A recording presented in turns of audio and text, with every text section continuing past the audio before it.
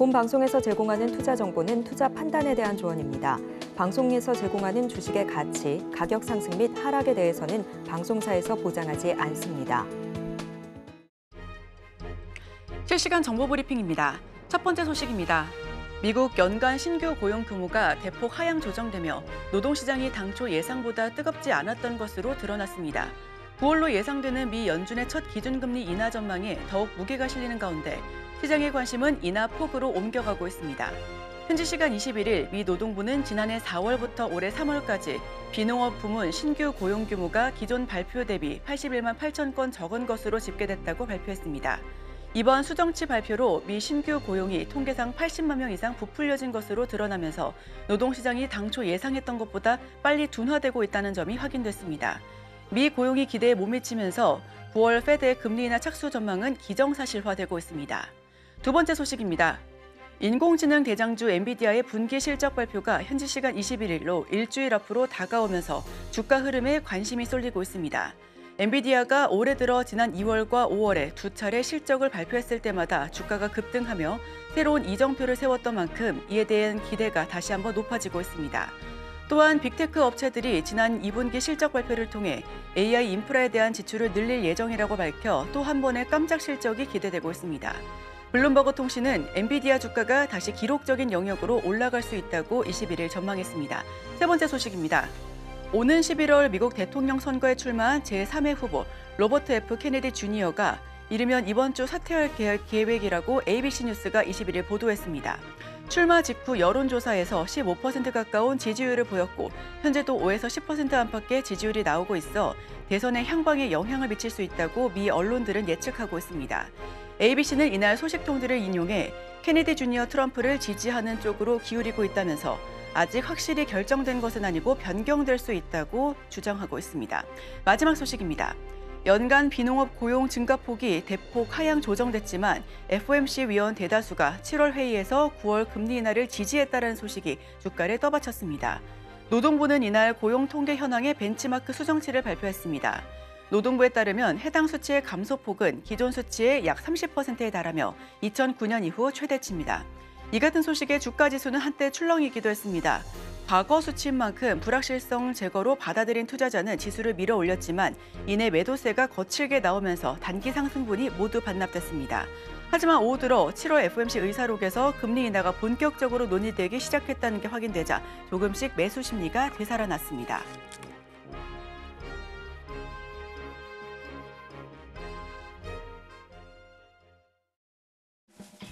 여러분의 성공 투자를 응원합니다. 안녕하세요. 증시7 진행의 아나운서 이소연입니다.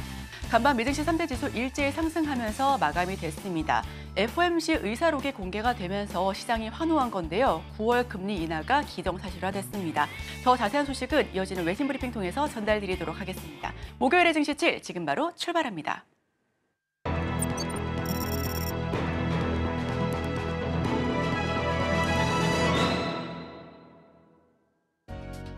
복잡한 외신 이야기 쉽고 간편하게 전해드립니다. 증시7 외신 브리핑 오은비입니다. 간밤에 뉴욕 증시 3대 지수가 일제히 상승 마감했습니다. 고용시장이 예상보다 뜨겁지 않은 것으로 확인되고 또 연준 위원들이 9월 금리 인하가 적절한 것으로 판단한 사실이 전해지면서 시장에 훈풍이 불어왔습니다. 자세한 등락 살펴보자면 S&P 500 지수는 0.42%, 다우 지수는 0.14%, 나스닥 지수는 0.57%, 소폭이지만 모두 오름세를 보였습니다. 종목별로 살펴보자면 타겟의 주가는 2024년 순이익 전망치를 상향 조정하면서 11.22% 급등을 했고요. TJX 컴퍼니스도 같은 이유로 6.06% 올랐습니다. 반면에 백화점 업체 메이시스는 연간 순매출액 전망치를 하향 조정한 후에 12.94% 급락했습니다. 그럼 이어서 간밤에 있었던 소식들 전해드리겠습니다. 네, 미국 연방준비제도의 7월 FOMC 회의록이 21일에 공개가 되면서 대다수 위원들이 경제 지표가 예상대로 나온다면 9월 금리 인하가 적절하다라고 판단한 것으로 드러났습니다. 시장에서는 9월 금리 인하 가능성을 거의 확신하고 있습니다. 당시 FOMC 투표에 참여한 모든 위원들이 기준금리 동결에 동의를 했으나 일부 위원들은 9월을 기다리지 않고 7월 회의에서 이미 금리 인하를 시작해야 한다는 의견을 제시한 것으로 나타났습니다. 회의록에 따르면 여러 위원들이 최근 인플레이션 둔화와 실업률 상승을 근거로 이번 회의에서 금리를 0.25%포인트 인하하는 것이 타당하다고 봤고요. 일부 위원들은 이런 결정을 지지할 수 있었을 것이라고 언급을 했습니다. 또한 이번 회의에서는 인플레이션 지표가 상당히 안정세를 보인 가운데 일부 위원들은 노동시장과 저소득층 가구가 이 현재의 경제 환경에서 겪고 있는 어려움에 대한 우려를 제기했습니다. 특히나 노동시장에 대해서는 많은 위원들이 최근 발표된 고용 증가 수치가 실제보다 과장됐을 가능성을 지적했습니다. 현지 시간 21일 미국 노동부는 지난해 4월부터 올해 3월까지의 미국 일자리 증가 수치를 기존 발표보다 81만 8천 개 줄였다고 발표했습니다. 즉, 이 기간 동안 미국에서 새로 추가된 일자리 수가 기존에 발표된 290만 개보다 약 30% 낮아졌다는 것입니다. 이를 월 평균으로 보면 이 기간 동안 매달 17만 4천 개의 일자리가 증가한 것으로 나타났습니다. 이는 기존 발표된 24만 2천 개보다 적은 수치입니다. 이번 하향 조정은 2009년 이후 가장 큰 폭의 수정이고요. 전문가들은 당국이 일자리 증가 수치를 조정할 것이라고 예상해왔다라고 전달했습니다. 또한 이번 수정은 고용시장이 점차 둔화되고 있다는 추가적인 증거로 해석이 되고 있고 연준이 9월에 금리 인하를 단행할 가능성을 조금 더 높일 수 있다라고 분석을 했습니다. 다음 소식입니다. 현지 시간 20일 뉴욕타임즈는 조 바이든 미국 대통령이 올해 3월 중국과 북한이 러시아와 협력해서 핵 위협을 가할 경우에 이 대비했던 핵무기 운용 지침 개정안을 승인했다고 보도했습니다. 이번 개정안은 중국의 빠른 핵무기 확장에 초점을 맞춘 것이고요. 미국이 중국의 핵 위협에 대응하기 위해서 이 전략을 마련한 것은 이번이 처음이라고 뉴욕타임즈는 전했습니다. 미국이 이 지침을 변경한 이유는 북한, 중국, 러시아 등 미국의 적대 국가들이 서로 협력해서 핵 위협을 강화하려는 움직임을 보이고 있기 때문이라고 뉴욕타임즈는 설명했습니다. 이로 인해서 미국은 핵 능력을 조정할 필요성을 느끼게 됐다는 것입니다. 백악관은 이 내용을 공개적으로 발표하지는 않았지만 바이든 행정부의 고위 참모들이 워싱턴 DC에서 열린 공개 행사에서 일부 내용을 언급하면서 미국의 핵 전략 변화를 암시했다고 전달했습니다. 징동닷컴의 지분 5.19%를 보유한 최대 주주였던 월마트는 징동닷컴에 대한 8년간의 투자를 청산하고 1억 4,450만 주 전체를 매각하기로 했다고 현지 시간 21일 전달했습니다. 징동닷컴의 미국 예탁 주식 지분 매각 가격은 주당 24.85달러에서 25.85달러로 매각 금액은 최대 5조 원에 달할 것으로 추정되고 있습니다. 월마트의 징동닷컴 지분 매각은 중국의 전자상거래 부문이 치열한 가격 경쟁과 약한 소비자 수요로 마진이 낮아지고 있다는 데 따른 것으로 풀이되고 있습니다. 한편 월마트는 징동닷컴의 지분을 매각한 후에 월마트 차이나와 창고형 사업체인 샘스클럽에 대한 투자에 집중할 계획입니다. 다음 소식입니다. 수요일 메이시스가 연간 매출 전망치를 하향 조정했습니다. 이는 소비자들이 더 신중하게 지출하고 더 많은 할인과 프로모션을 요구하고 있기 때문이라고 밝혔습니다. 이번 분기 메이시스는 월가의 수익 기대치를 상회했지만 매출에서는 목표를 달성하지는 못했습니다. 특히 기존 매장 오픈과 폐점을 제외한 비교 매출이 약 2%에서 0.5% 감소할 것으로 예상이 되면서 이는 이전에 예상했던 약 1% 감소에서 1.5% 증가 전망보다 낮은 수치입니다. 메이시스는 현재 안정적인 기반을 회복하고 지속 가능한 성장을 이루기 위해서 노력하고 있습니다. 올해 2월 스프링 CEO는 메이시스의 이름을 딴 약 150개의 매장, 즉 전체의 약 3분의 1을 폐점을 하고 남은 350개 매장에 집중 투자할 계획을 발표를 했습니다. 이와 함께 교회 스트림몰에 새로운 소형 매장을 오픈을 하고 블루밍데일스와 블루 머큐리 등 성과가 좋은 브랜드 매장을 추가로 늘릴 계획도 밝혔습니다. 다음 소식입니다. 애플의 최대 협력업체인 대만 폭스콘이 중국 공장이 성수기를 맞아서 근로자 모집에 나섰지만 과거와는 상황이 다르다고 SCMP가 보도를 했습니다. SCMP가 인용한 공식 자료에 따르면 올해 상반기 허난성의 스마트폰 총 수출량은 전년 동기 대비 47% 감소한 140만 대에 그쳤습니다. SCMP는 성수기 때 거의 30만 명에 달했던 근로자 수가 2022년 소요 사태 이후 크게 감소했다며 애플이 주요 생산 거점을 인도 등 다른 국가로 이전을 하면서 이 공장이 일부 동력을 잃고 있다라고 지적을 했습니다. 코로나19 당시 중국 정부의 봉쇄 정책으로 수천 명의 노동자가 공장을 떠나면서 생산의 차질이 빚어졌고 이로 인해서 애플은 인도 등으로 일부 생산을 이전했습니다. 그 영향이 여전히 이어지고 있다는 것입니다. 한편 포스코는 인도에서 아이폰 생산을 확대하고 있습니다. 현지 시간 20일 쉬인은 워싱턴 DC 연방법원에 테무를 상대로 80쪽 분량의 고소장을 제출했습니다. 쉬인은 테무가 자사의 플랫폼에 올라온 제품 이미지와 디자인을 무단으로 도용하고 또 이를 모방한 가짜 제품을 판매, 부당한 이익을 챙겼다고 주장을 했습니다. 고소장에서는 테무의 직원 중 일부가 쉬인의 인기 제품에 대한 기밀 정보와 가격 데이터를 훔쳐서 판매자들에게 제품을 똑같이 복제하도록 유도했다고 밝혔습니다. 또한 테무가 소셜미디어 X에서 쉬인 사이트로 위장한 광고를 걸어서 클릭한 소비자들이 실제로는 테무 사이트로 이동하도록 속였다고 강조를 했습니다. 쉬인과 테무 간의 소송전은 이번이 처음이 아닙니다. 지난해 12월 테무도 쉬인을 상대로 미국 법원에 고소장을 제출했고요. 쉬인이 자사와 공급업체 간의 협력을 방해했다라고 주장을 했습니다.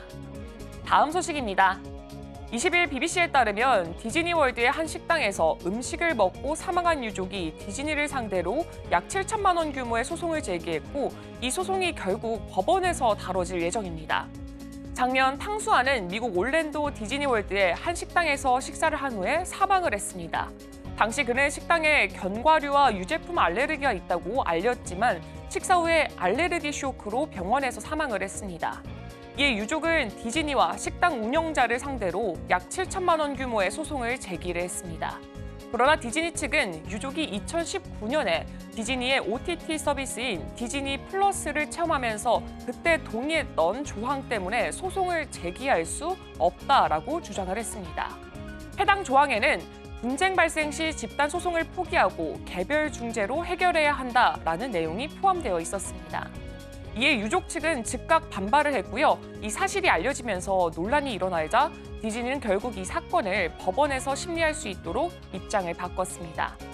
법무법인 찰스 러셀 스피치리스의 이 제이미 카트라이트는 디즈니의 이 결정이 부정적인 여론을 의식한 결과라고 분석을 했습니다.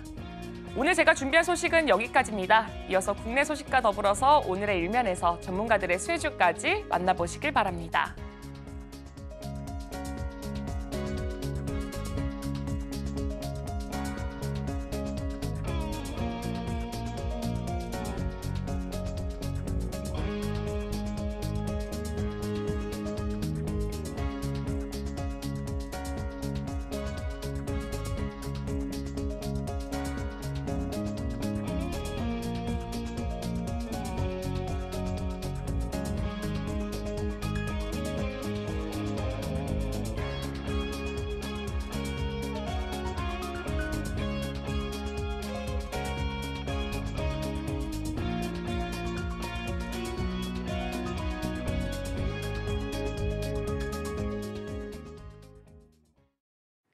네, 서울경제TV 증시7 조간브리핑 시간입니다. 서울경제 신문에서 발행한 이슈 전해드리는데요. 첫 번째 소식부터 하나하나 짚어보겠습니다. 화면 살펴보시죠.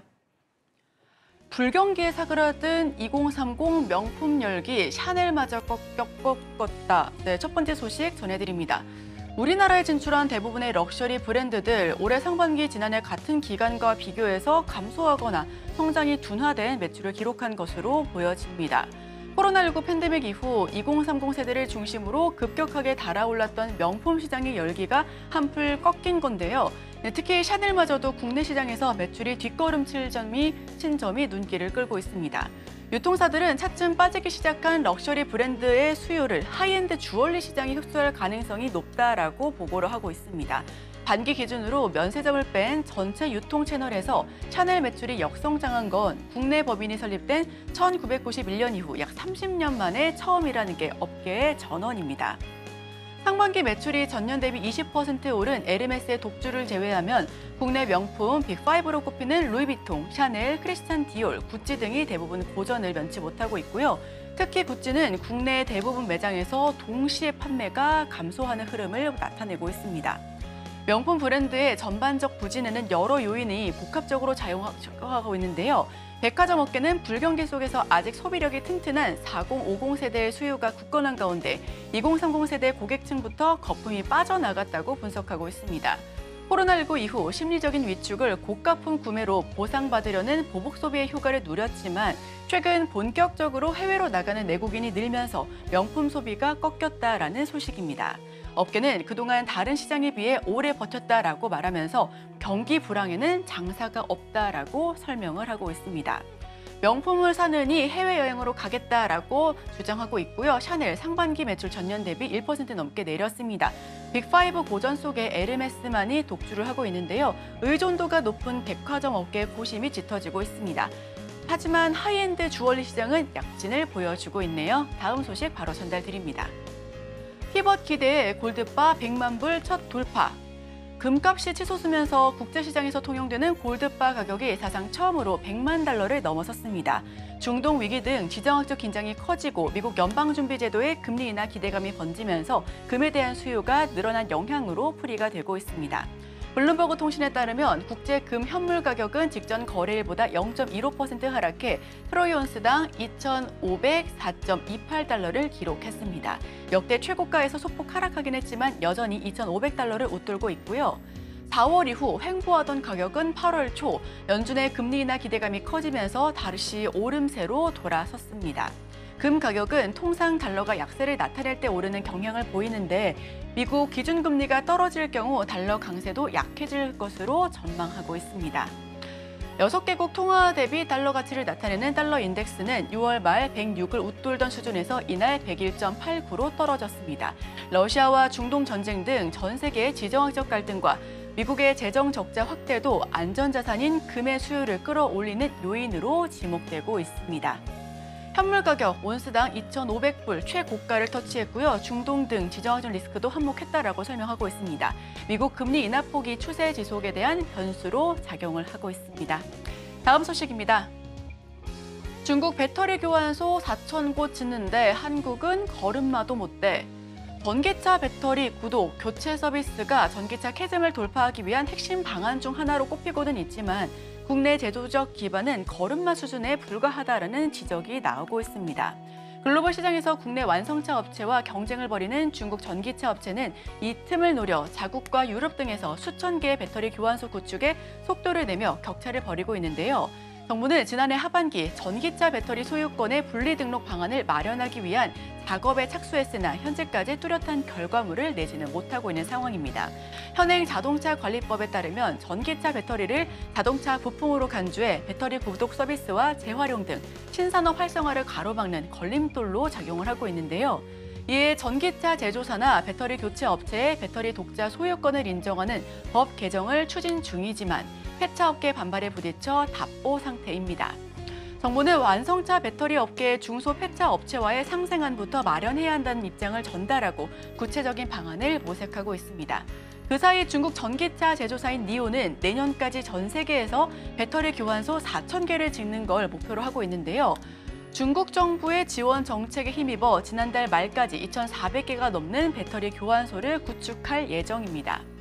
EV 캐즘 극복을 위한 핵심 서비스에도 불구하고 한국 소유권 분리 등록 방안의 답보 상태라는 점 한번 살펴보셔도 좋겠습니다.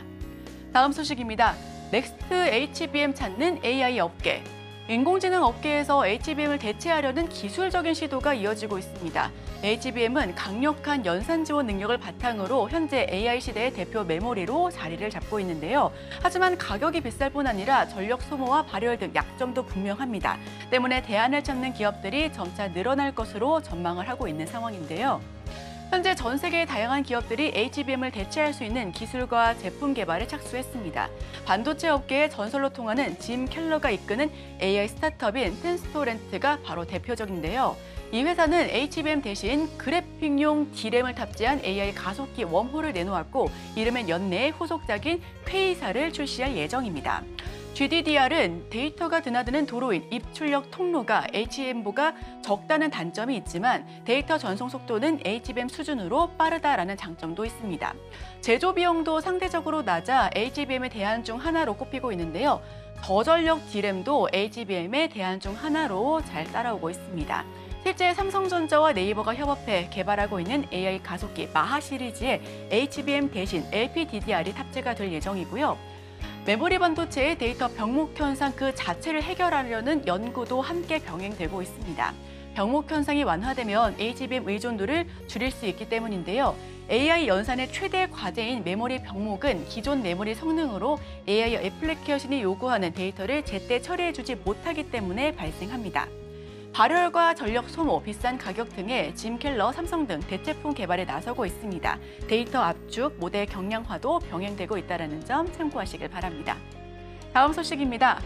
날개 펴는 톡신주, 비만 치료제 덕도 볼까? 마지막 소식으로 전달드립니다. 보툴리눔 톡신을 제조 판매하는 휴질과 대웅제약, 메디톡스의 주가가 증시 변동성이 극심한 상황에서도 급등세를 이어가고 있습니다.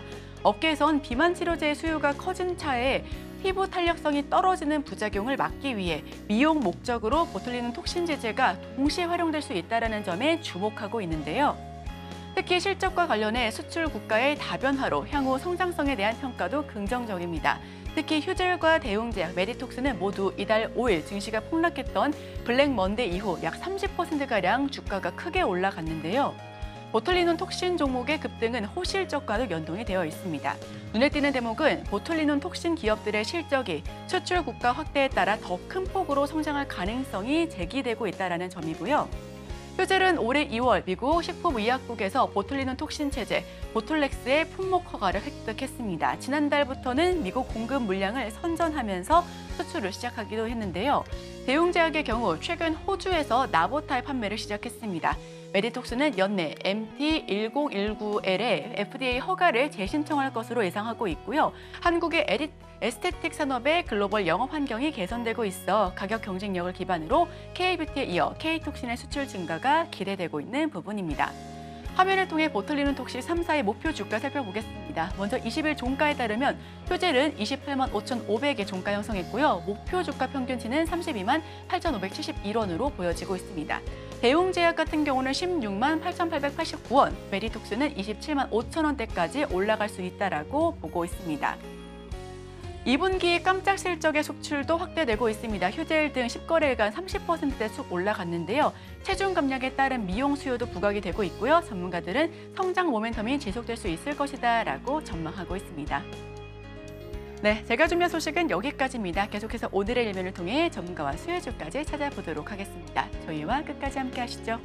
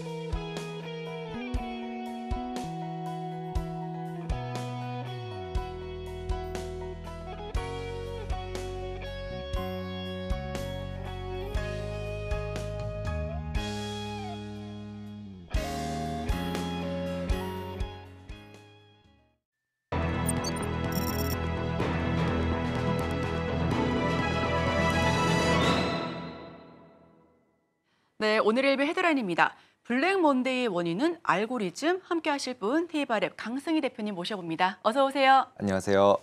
네, 시장에 기사가 하나 등장했습니다. 하루 거래 5천조, 세계 금융시장 흔드는 알고리즘 매매, 이런 기사를 봤는데 알고리즘 매매가 시장의 변동성을 키우고 있다는 이야기입니다. 어떤 내용인지 구체적으로 한번 들어볼까요?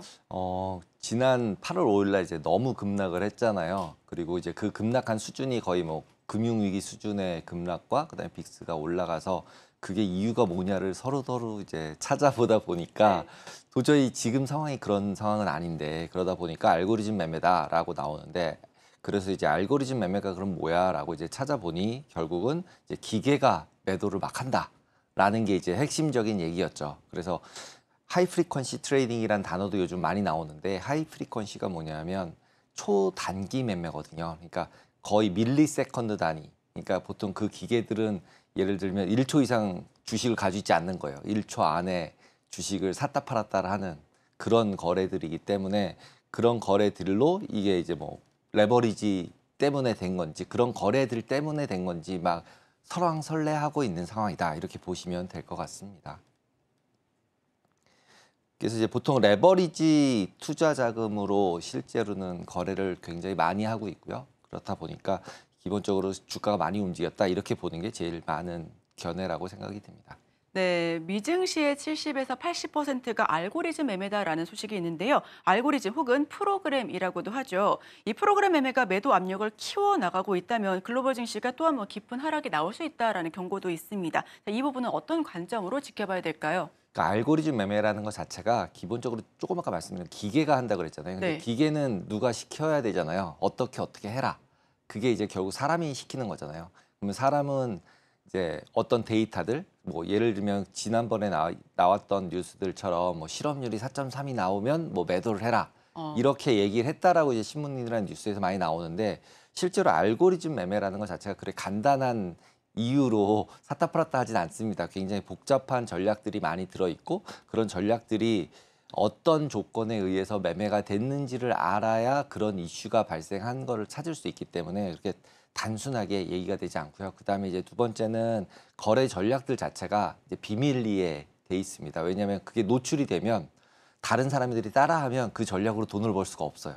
그러다 보니까 비밀리에 돼 있고, 그러다 보니까 기계들끼리 계속 싸우는 시장이다, 이렇게 보시면 될 것 같습니다. 그래서 이제 개인들 같은 경우는 이제 어떤 중장기적인 관점을 가지고 투자를 하는 게 좋지 않을까. 그런 기계들과 싸울 수는 없잖아요. 1초 내에 싸우고 있는 기계들과 저희 사람이 싸울 수 없으니까 조금 더 길게 보고 뭐 매크로나 이런 경제 상황들을 보면서 거래하는 게 좋지 않을까라고 생각이 듭니다. 네, 이 알고리즘 트레이딩을 그렇다면 좀 이용하고 활용할 수 있다면 저희도 막대한 수익을 얻을 수 있지 않을까라는 기대감이 있는데요. 자, 그럼 알고리즘 트레이딩 어떤 포인트부터 짚어봐야 되는지도 궁금하고 저희가 할 수 있는지도 궁금한데요. 일단 그럼 이제 알고리즘 트레이딩이 어떤 종류들이 있는지를 한번 간략하게 한번 볼게요. 이게 리서치, 이제 증권사 리서치에서 나왔던 자료들인데 종류가 굉장히 많습니다. 보면은 알고리즘 매매 전략에는 가격, 그다음 뭐 저희가 이제 뭐 테크니컬 지표라고 하는 것들, 매매하는 기술적 지표, 그다음에 뉴스들, 그다음에 시장 심리 지표들, 그다음에 거시경제 데이터들, 이런 것들을 다 합쳐서 기계도 종류마다 굉장히 많이 달라요. 그리고 그 전략들도 굉장히 많이 다르고, 그 중에 제일 많이 이제 최근 들어서 뉴스로 보시는 것 중에 CTA라는 단어들이 좀 보여요. 이제는 그 뭐 CTA가 추세 추종형 매매다, 뭐 그래서 그 추세 추종을 하다 보니까 계속 폭락을 시켰다, 이렇게 얘기를 하고 있거든요. 근데 이제 이런 전략들이 이제 하나의 전략으로 돼 있는 게 아니라 여러 가지가 섞여 있는. 근데 이제 일반적으로 제일 CTA 같은 경우는 고점을 넘어가면은 매수해라, 또는 저점을 매도를 뚫고 내려가면 매도해라, 이런 전략이라고 보시면 돼요. 유사한. 근데 이제 그걸 주식이면 주식, 지수면 지수, 선물이면 선물, 이런 것들을 다 따라하고, 이 CTA 전략 같은 경우는 주로 선물을 가져갑니다. 그러니까 이제 선물이 빠지니까 매도하니까 밑으로 내려가고, 밑으로 내려가니까 또 매도를 부르고, 그럴 수 있는 상황이죠, 실제로 전략 자체가. 근데 이제 펀더멘탈하게 거래하시는 분들이 있잖아요. 그래서 주가가 너무 많이 빠지면 사는 사람들, 그런 사람들이 들어와서 주가를 다시 받치면 다시 그 CTA들은 멈추고, 이런 형태로 움직인다고 보시면 되고요. 이제 이런 부분들이 결국 ETF 같은 경우랑도 연동이 돼 있어요. 그러니까 선물이 그러니까 저평가가 되면 선물은 사고 주식은 또 팔아버리거든요. 저희도 이제 우리나라에서 맨날 외국인이 프로그램 매도했다 뭐 이런 얘기 나오잖아요. 그게 이런 거에 연동이 돼 있다라고 보시면 될 것 같습니다. 그리고 이제 주식 같은 경우도 롱숏 펀드, 뭐 예전에 롱숏 ARS 이런 이제 상품들이 많이 있었어요. 그게 뭐냐면 주식을 사고 주식을 팔고, 좋은 주식은 사고 나쁜 주식은 팔아서 주가가 전체적으로 빠져도 나는 절대적인 수익을 보겠다, 절대 깨지지 않겠다라는 전략이죠. 그래서 이제 그런 전략을 하는 퀀트 전략들이 있어요. 이런 전략들은 아까 말씀드렸듯이 그런 기술적 지표들이나 가격 지표, 그다음에 이제 주식 상황들, 펀더멘털한 지표들까지 다 들어가 있어서 결정을 하는 거지, 그냥 이렇게 뭐 예를 들면 PMI, 뭐 실업률 이런 게 하나가 딱 나왔다 그래서 매도하는 게 아닌 상태다라고 보시면 될 것 같고, 그리고 나면 이제 또 글로벌 매크로 전략이라는 것들도 있어요. 그러니까 글로벌 매크로가 어떻게 생각하면 제일 이번에는 영향을 줄 가능성도 굉장히 크죠. 왜냐하면 실업률, PMI 이런 조건들, 그다음에 엔화 이런 것들이 움직이는 것들이 다 조건이 이제 교집합으로 맞는 거죠. 이렇게 되면 어떻게 해라고 돼 있었는데 그게 다 맞아진 거죠. 근데 그런 전략들이 대체적으로 요즘은 이제 좀 이제 저변화됐다고 해야 되나요? 저희에겐 저변화가 안 됐지만 그들에게는 저변화가 돼 있거든요. 그러다 보니까 비슷비슷한 로직을 쓰다 보니까 다 같이 한 번에 물량이 몰리는 거죠. 그런 상황들이 발생했을 가능성이 많다라고 보시면 되고, 그리고 이제 리스크 페리티라는 이제 좀 이름이 어려운 전략이 있는데, 이런 것들은 이제 변동성들이 커지면 위험한 자산을 줄이는 거예요. 그럼 예를 들면 엔화의 변동성이 커지면 엔화도 줄이고, 주식의 변동성이 커지면 주식도 줄이고, 근데 갑자기 어느 순간 변동성들이 막 커져요. 그러니까 기계는, 사람은 이게 왜 커지는 거지? 이런 생각을 하는데 얘는 그냥 막 파는 거죠. 원래 그렇게 하라고 그랬으니까. 그다음에 이제 변동성 롱숏 전략이라는 것들도 있습니다. 근데 이제 저희가 이제 알고리즘 트레이딩에 대한 전략 부분을 제가 이렇게 얘기를 했지만 꼭 이렇게만 쓰이는 것이 아니라, 저희 이제 펀드 매니저들이 주식 매매를 하잖아요. 주식 매매를 하면 보통 이제 살 때는 싸게 사고 싶죠. 그리고 팔 때는 비싸게 팔고 싶고. 근데 자기가 세게 사면, 막 사면 실제로 주가가 많이 오르게 되잖아요. 그럼 비싸게 사야 되잖아요. 그러니까 비싸게 사기 싫으니까 어떻게 사나 하면 거래량에 되는 거에 따라서 마켓 임팩트, 그러니까 시장 충격 제일 없게 조금씩 살 때는. 그다음에 팔 때도 최대한 내가 파는 거 티 안 나게 살살 팔아, 이렇게 주문을 내거든요. 근데 그러다 보니까 그게 이제 그 로직을 알고리즘으로 만들어서 브로커들이 그런 주문을 받아요. 그러면은 그걸 기계에다 그냥 걸어요. 그러면 볼륨이 커지면 많이 팔고, 볼륨이 적어지면 조금 팔고, 이러면서 시장의 임팩트를 계속 줄여서 팔고 사고를 하는 것도 알고리즘 매매예요. 그래서 그 알고리즘 매매 비율도 생각보다는 커요. 그냥 한 최소한 20% 정도, 30% 정도 된다고 알려져 있어서, 실제로 알고리즘 매매라는 게 꼭 그냥 뭐 어떤 전략성으로 매매도 있을 수 있지만, 저런 이제 주식 주문을 받아서 이제 수행하는 브로커들도 알고리즘 매매를 쓰고 있기 때문에 뭐 90%다, 80%다 미국에서는 이렇게 얘기를 하는 거죠. 근데 지금 두 번째 말씀드린 브로커가 주문받아서 하는 거는 기본적으로 어떻게 생각하면 주식 매매하는 거랑 똑같은 거잖아요. 근데 그걸 기계로 한다. 왜냐하면 변동성을 줄이기 위해서, 더 잘 팔기 위해서, 이렇게 보시면 될 것 같아요. 그리고 이제 하이 프리퀀시 매매라고 아까 말씀드렸던 부분들은 실제로 말씀드렸던 것처럼 밀리세컨드 단위에서 움직여요. 그다음에 이제 사자, 팔자, 호가를 주로 다 내요. 혼자서. 그래서 가격을 다 내고 있어서 내가 잠깐 동안에 여기서 밑에서 체결되고 위에서 체결됐을 것만 계속 먹는 거예요. 변동은 계속 심하니까. 시장은 움직이고 있으니까. 그래서 움직일 때마다 계속 수익이 나는 거지, 실제로 어느 한 방향으로 밀지 않는다라고 얘기를 하지만, 이번처럼 많이 밀었을 때는 마켓 메이커, 그러니까 저런 하이 프리퀀시 하는 팀들도 손실이 날 수 있어요. 왜냐하면 시장 조성을 하는 거니까 매수 호가가 매도 호가를 계속 낼 거 아니에요. 근데 이제 매수 호가를 누가 계속 팔면 나는 계속 사야 되잖아요. 근데 내가 계속 사줬는데 계속 밑으로 내려가면 손실이 발생할 거잖아요. 그러면 이제 보통 그런 경우에 결국 매도가 나올 수밖에 없죠. 로스컷을 해야 될 거 아니에요. 그러면은 시장이 더 밀리는 거죠.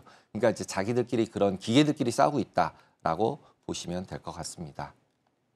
네, HTS 같은 경우 조건 검색 시가 좀 비슷한 느낌이 들기도 하네요. 국내 트레이더분들이 굉장히 관심 있게 지켜볼 내용인 것 같습니다. 자, 이번엔 빅스 지수 쪽으로 넘어가 볼게요. 대폭락 당시 시장에서 가장 많이 거론됐던 키워드 하나가 바로 공포지수라고 불리는 빅스 지수였습니다. 폭락 당일 빅스 지수가 30% 이상 급등세를 보여줬었는데요. 이 빅스 지수가 급등하게 된 배경이 무엇인지도 궁금하고요. 그리고 경기 침체 우려가 완화되면서 빅스 지수가 많이 내려왔는데 다시 한번 급등할 가능성도 있는지 여쭤보고 싶습니다.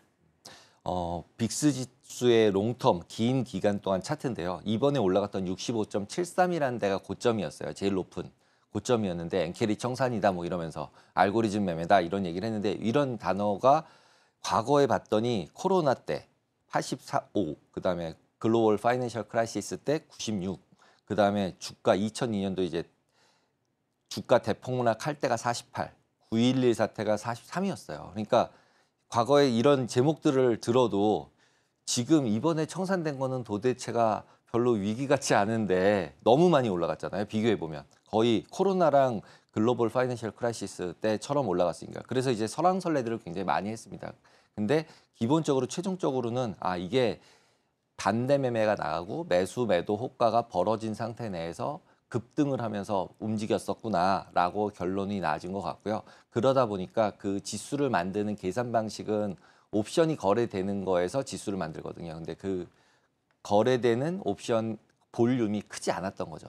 그리고 반대 매매이기 때문에 청산 매매이기 때문에 그냥 가격 불문하고 청산시키면서 가격이 너무 많이 올라갔던 상태라고 보시면 될 것 같아요. 그러다 보니까 더 그것보다는 현명한 선물 같은 경우는 빅스 선물 같은 경우는 따라서 올라가질 않았어요. 65가 가도 자기는 그냥 30에 있었거든요. 그러니까 시장에서는 굉장히 똑똑하게 거래를 하고 있었다라고 보시면 될 것 같고 이런 지수에 연동돼 있는 알고리즘이 있었다고 하면 저런 가격을 가져다가 변동성이 커졌으니까 다 팔아. 이렇게 돼가지고 팔렸을 수도 있는 거죠. 그런 것들이 여러 가지 것들이 다 섞여서 실제로 이번에 폭락을 만들었다라고 보시면 되고 이렇게 빅스가 급등을 한 계산된 것들을 보면서 시장에서는 변동성이 커지면 위험한 거야. 빅스가 높아지면 위험한 거야라고 생각했었는데 그걸 우리가 믿어야 돼? 이런 이제 의문점들까지도 생기고 있다라고 보시면 될 것 같습니다. 네, 최근 빅스 지수의 고점은 엔캐리 트레이드 청산 이슈로 발발된 부분인데요. 여기서 엔캐리 트레이드 청산에 대한 우려감 아직까지 현재 진행형인 것으로 보여집니다. 그렇다면 이 우려감은 언제 지워질 수 있는지도 굉장히 궁금하고요. 엔캐리 트레이드가 청산된다고 하면 시장 영향은 어떻게 미칠지도 한번 의견 여쭙겠습니다. 기존에 제일 먼저 시작한 게 이제 엔화가 급등을 하면서 갑자기 나스닥이 급락을 하고 그러면서 러셀이 갑자기 급등을 했어요. 그 날짜가 이제 시작된 모습이라고 보여져요. 사람들이 갑자기 엔캐리 얘기를 안 하다가 이 날짜부터 엔캐리 얘기를 엄청나게 시작을 했고 그러면서 순환매다라고 얘기를 하면서 시장이 움직였습니다. 이제 그때 나왔던 데이터가 이제 CPI-0.1 나오면서 이슈가 됐었던 거거든요. 근데 그 부분도 결국은 아까 말씀드렸던 이제 하이 프리퀀시는 아니지만 알고리즘 매매라는 쪽에서 연동이 돼 있을 가능성이 굉장히 크고 그게 퀀트 트레이딩이라고 불리우는 수학적으로 계산하는 로직으로 돌아가는 트레이드에 연동돼 있었다라고 봐야 될 것 같고 그다음에 그게 이제 롱숏 에쿼티랑도 연결이 되고 그러면서 이제 변동성이 커지고 손실이 발생하니까 결국은 레버리지가 문제인 거잖아요. 돈 빌려서 보통 이제 롱숏 에쿼티 같은 경우는 5배, 10배까지도 이제 레버리지를 걸어요. 그러니까 그거를 엔화를 빌려서 했었으면 엔화가 갑자기 내려가니까 손실이 너무 많이 발생을 하고 손실이 발생을 하면 마진콜이 또 나오고 그러면 이제 무조건 팔아야 되고 이런 상태들이 계속 돌아가는 거죠. 그리고 이제 엔화 같은 경우 보시면은 이제 이머징 마켓 커런시라 그래서 이제 뭐 기타, FX, 그러니까 이 외환 같은 경우 변동성들이 급등을 하고 있어요. 이렇게 급등을 했었어요. 그 당시에. 그러니까 급등을 하니까 아까도 말씀드렸지만 변동성이 커지면 줄여라. 위험하다. 팔아라. 이런 게 들어가 있으니까 엔화도 팔아야 엔화를 판다는 얘기는 엔화는 숏을 친 거예요. 그러니까 매도를 했던 거였기 때문에 결국은 엔화는 다시 사야 되잖아요.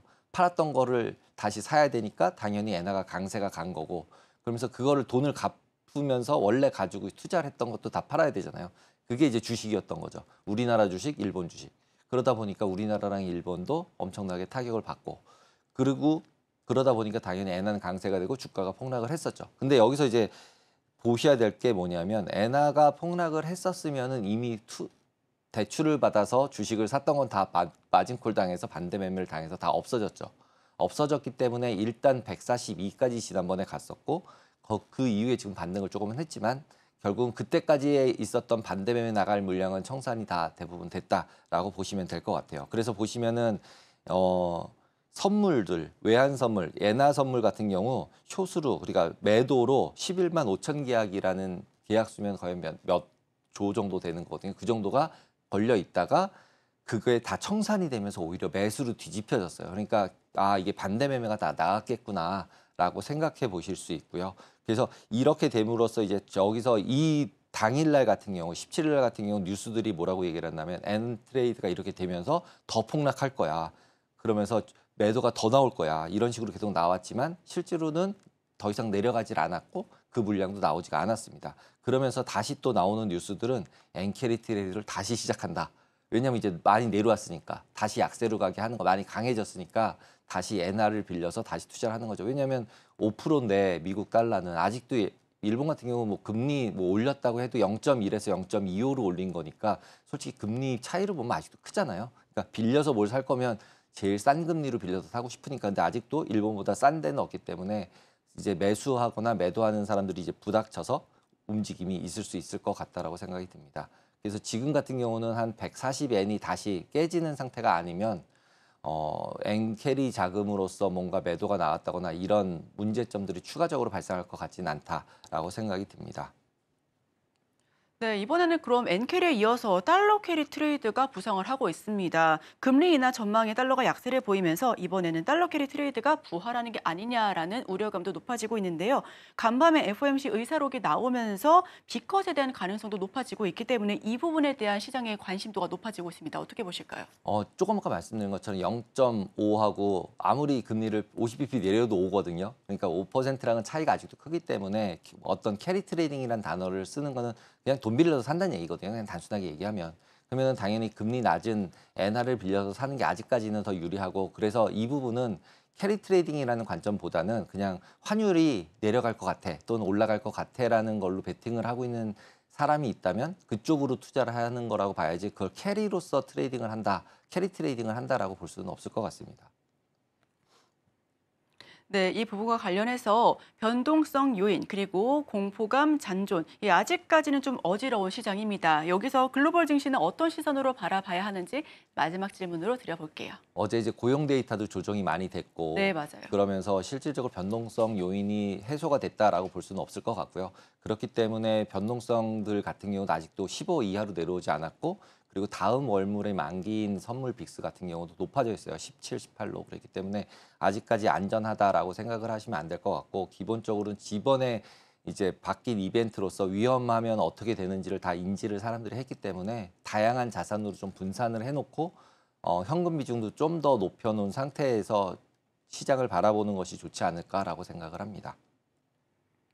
네, 아직까지는 안전한 상태는 아니기 때문에 위험성을 이미 인지하고 있으니 현금 비중을 조금 더 높이는 게 어떨까 하는 의견까지도 드려보도록 하겠습니다. 지금까지 강승희 대표님과 함께했습니다. 오늘 말씀 고맙습니다. 감사합니다.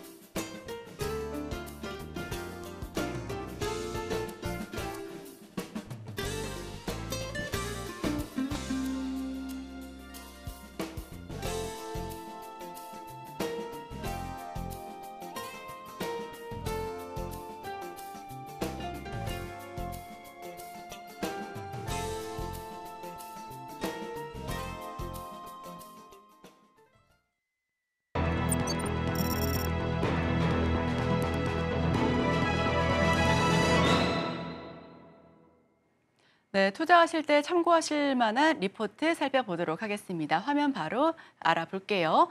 전공정 문의는 디램으로 부탁드려요. 신용증권의 리포트 바로 말씀드립니다. 캐파 증설 사이클이 도래하고 있습니다. 2025년 HBM 전환으로 인해 공급 부족 현상이 발생할 전망이고요. 메모리 반도체 업체들의 증설은 불가피하다라는 예상이 이어지는 바 전공정 및 인프라 업체에 주목할 필요가 있다라고 설명하고 있습니다. 2023년 D램 가동률 저점이 70에서 75%였던 것으로 파악이 되고 있습니다. 메모리 반도체 업체들이 예정대로 D램 캐파의 30%를 HBM으로 전환하면 2023년보다 강도 높은 D램 공급 부족 현상이 발생할 수 있을 것이다라는 전망이 나오고 있습니다. 이에 글로벌 메모리 3사는 D램 캐파 증설을 계획하고 있다라고 파악하고 있고요. 메모리 3사의 여유 부지를 고려했을 때 삼성전자의 증설 강도가 가장 높을 것으로 전망하고 있습니다. 2025년 공급 부족에 따른 D램 캐파 증설 전망 살펴보도록 하면요. 2025년에 HBM 캐파 확대로 인해 유례없는 공급 부족이 발생할 전망입니다. HBM 캐파는 3사, 삼성전자와 SK하이닉스, 마이크론 등 이 D램 캐파의 약 30%를 차지할 수 있을 것으로 보고 있는데요. 2023년 인위적인 감산을 진행했을 때 D램 가동률 저점이 70에서 75%였다는 점을 고려했을 시 2025년도에 강도 높은 자연적인 감산 효과가 발생할 수 있을 것으로 파악되고 있습니다. 반면 2025년 D램 수요는 긍정적일 것으로 예상하고 있는데요. 일반 서버 교체 주기가 도래해 AI 투자 확대 그리고 온 디바이스 수요 확대로 연간 D램 수요는 약 19% 상승할 수 있을 것으로 전망하고 있습니다. 2025년 공급 부족에 대응하기 위해 메모리 업체들의 증설을 불가피할 것으로 보고 있는데요. 하이닉스는 부지가 여유롭지 않아서 대규모 증설은 기대하기 어렵습니다. 반면 삼성전자는 증설 규모가 상향 조정될 것으로 파악이 되고 있고요. 전공정 장비 및 인프라 업체에 주목할 시기입니다. 2025년 D램 가격 상승이 지속될 것으로 보여지고 있기 때문에 관련 밸류체인 업체들에 주목할 필요가 있다라고 판단하고 있고요. HBM 전환 투자로 인해 2025년 레거시 D램 공급은 제한적일 것이다라고 판단하고 있습니다. 메모리 업체들은 공급 부족 현상에 대응하기 위해 증설을 계획 중인 것으로 판단되고 있고요. 신영증권은 전반적인 장비 업체들의 수혜를 전망하지만 기저 효과로 인해 가파른 실적 개선세를 보여줄 전공정 업체들에 조금 더 주목해보자라는 의견입니다. 특히 증설 강도가 높은 삼성전자 D램 밸류체인 업체들의 주가가 아웃퍼폼할 수 있을 것으로 전망을 하고 있습니다. 리드타임을 고려했을 때 2024년 하반기부터 실적 개선세가 본격화될 수 있을 것으로 전망하고 있습니다. 전공정 장비 업체들의 실적은 2024년 하반기부터 본격적으로 상승할 예정인데요. 반도체 장비의 리드타임은 약 3에서 6개월입니다. 2024년 말부터 캐파 증설이 본격화된다는 점을 감안했을 때 2024년 2분기부터 장비 발주가 시작되었다고 파악되고 있는데요. 23년부터 24년 반도체 업체들이 보수적인 캐펙스를 집행하면서 전공정 업체들의 매출액 성장률은 계속되고 있습니다. 타 밸류체인 업체들 대비해서 언더퍼폼했다라고 보여지고 있고요. 전공정 밸류체인 업체들은 2024년 하반기부터 신규 캐파 증설 수주 인식 및 기저 효과로 인해 가파른 매출 성장률을 보여줄 수 있을 것으로 전망하고 있습니다. 근본 캐파 증설 사이클에서 최선호주로 PSK와 K엔솔, HPS, 원익, IPS, STI, KC텍 이렇게 좀 살펴보시면 좋을 것 같다라고 설명을 하고 있는데요. 전공정 밸류체인 업체들의 전반적인 수혜가 다 예상되고는 있지만 그중에서도 옥석을 가릴 필요가 있다라고 설명하고 있습니다. 2025년은 메모리 반도체 업체들뿐만 아니라 시스템 반도체 업체들의 캐펙스도 증가할 것으로 보여집니다. 특히 2024년은 시스템 반도체 업체들의 캐펙스 감소 강도가 컸던 만큼 시스템 반도체 업체들의 고객사로 확보한 장비 업체들의 실적 개선 폭도 역시나 클 것으로 판단이 되고 있는데요. D램 수급 전망도 짚어보겠습니다. 반도체 주가가 2025년 업황 호조를 선반영하는 2024년 하반기에 상승세를 보여줄 수 있을 것으로 전망을 하고 있습니다. 2025년 D램 수요는 증가하는 반면 공급은 HBM 전환 투자로 감소해 D램 가격이 상승할 수 있을 것으로 예상하고 있는데요. 2025년 서버 출하량은 빅테크 업체들의 AI 초기 인프라 투자로 종료, 그리고 교체 주기 도래 및 캐펙스 확대에 따라 상승할 수 있을 것으로 전망하고 있습니다. 또한 2020에서 2021년 출하됐던 IT 기기들의 교체 주기 도래 및 온 디바이스 AI 출시 효과로 2025년 스마트폰과 PC 수요도 반등할 수 있을 것으로 보여지고 있는데요. 반면 내년 HBM 캐파는 전체 D램 캐파의 약 30%를 차지할 수 있을 것으로 보고 있습니다. 우선 신영증권에 따르면 HPSP와 PSK, K엔솔을 최선호주로 보고 있고요. 목표 주가는 52,000원, 그리고 PSK 44,000원, K엔솔 22,000원으로 보여지고 있습니다. 어제 종가 기준으로 HPS가 3850원, PSK가 28,150원, K엔솔이 15,270원이기 때문에 이 부분까지 살펴보시면 상방이 아직 남아있다라고 판단을 하고 있으니까요. 어떤 종목 한번 고려해볼까라고 하셨을 때 이 세 가지 종목 살펴보셔도 좋을 것 같습니다. 제가 준비한 소식은 여기까지입니다. 오늘의 핵심 요약입니다. 오늘의 일면에서는 블랙 먼데이의 원인에 대해서 분석을 했고요. 변동성이 확대된 상황 속에서도 리스크 관리가 필요하다는 의견 제시했습니다.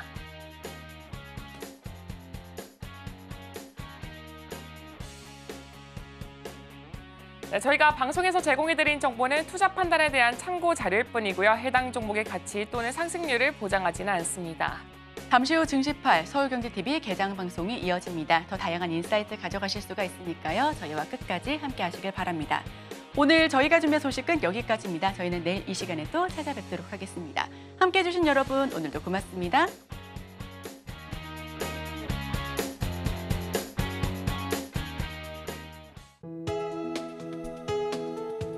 본 방송에서 제공하는 투자 정보는 투자 판단에 대한 조언입니다. 방송에서 제공하는 주식의 가치, 가격 상승 및 하락에 대해서는 방송사에서 보장하지 않습니다.